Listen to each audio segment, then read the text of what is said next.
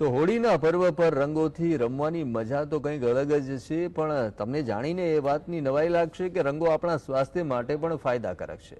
સુઝોક થેરેપીમાં રંગ ચિકિત્સા દ્વારા અનેક રોગોનો ઉપચાર કરવામાં આવતો હોય છે, જેમ કે લાલ, લીલો, પીળો, વાદળી જેવા જે વિવિધ રંગો છે માત્ર મનને પ્રફુલ્લિત કરે છે એવું જ નથી, પણ શરીર માટે પણ એટલા જ લાભદાયી છે.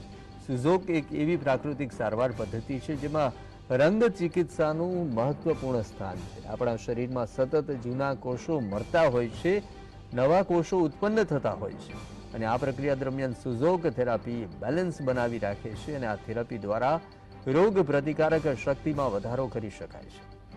અમદાવાદમાં નિવૃત્તિબેન પંડ્યા સુઝોક થેરાપિસ્ટ તરીકે કાર્યરત છે, અને તેમણે આ થેરાપીથી અનેક દર્દીઓને પીડામાંથી મુક્તિ આપી છે.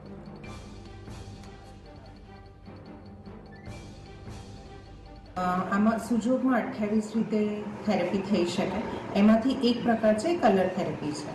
કલર થેરેપીમાં મુખ્યત્વે 6 અને બીજા 2 ઓપ્શનલ 2 કલર્સ છે: લાલ, લીલો, કાળો, વાદળી, સફેદ અને પીળો, અને 2 બીજા છે ઓરેન્જ અને કથ્થઈ.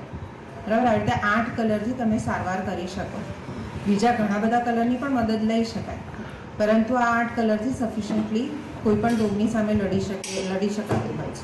મારા એજ રિલેટેડ અને બીજા ઘણા કોમ્પ્લિકેશન્સ સુજોગથી ક્યોર થયા છે. મેનોપોઝનો પ્રોબ્લેમ હતો, મારા આર્થરાઇટિસનો પ્રોબ્લેમ પણ સોલ્વ થયો છે, અને મારા મણકા વચ્ચે ગેપ થઈ ગયો હતો એ પણ નિવૃત્તિબેને સુજોગથી મને સોલ્વ કરી આપ્યું છે. હું મારા ડોટર ગુંજનને લઈને અહીંયા આવું છું, અને ઓટિઝમ છે અને બહુ હાઇપર એક્ટિવ છે. હમણાં વર્ષથી અમે અહીંયા સુજોગ થેરેપી ચાલુ કરી છે.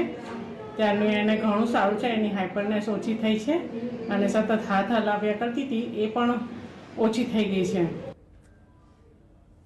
તો દરેક રંગનું એક આગવું મહત્વ હોય છે. કુદરતી સિંદૂર અને મહેંદી જેવા રંગો ગર્ભાશય સંબંધિત તકલીફોને દૂર કરવામાં મદદરૂપ થતા હોય છે. આ ઉપરાંત ઓરેન્જ રંગ બ્લડ સર્ક્યુલેશન વધારે છે અને અસલામતીની જે ભાવ છે, ડર છે, તેને ઘટાડે છે. પીળો રંગ ગળા, આંખ અને કબજિયાતના જે ઇન્ફેક્શન સાથે જે રોગો થતા હોય છે તેમાં ફાયદાકારક હોય છે.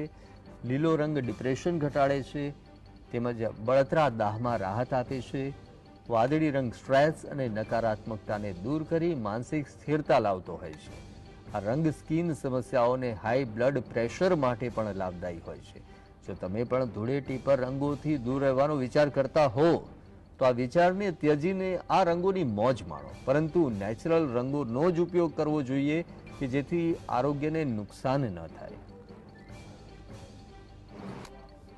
હોળીના બધા જ રંગો લગભગ સારા છે, તમે રમી જ શકો, પરંતુ મેક શ્યોર કે તમે એ કલર્સ નેચરલ ફોર્મના છે. ધારો કે કંકુ છે, તમે બીટને સૂકવીને એનો રંગ બનાવી શકો. એ કોઈ પણ કલર જો નેચરલ ફોર્મમાં હશે તો એ તમને મદદ કરશે. ધારો કે કંકુ લગાવો છો તો તમને તમારી શરીરની અંદર ઉર્જા ઉત્પન્ન કરે છે, અને એ ઉર્જા તમને ઘણા બધા રોગોની સામે લડવામાં મદદ કરશે. ઘણા બધા રોગો થતા અટકાવશે, અથવા તો થયેલા રોગો હશે તો મટી જશે.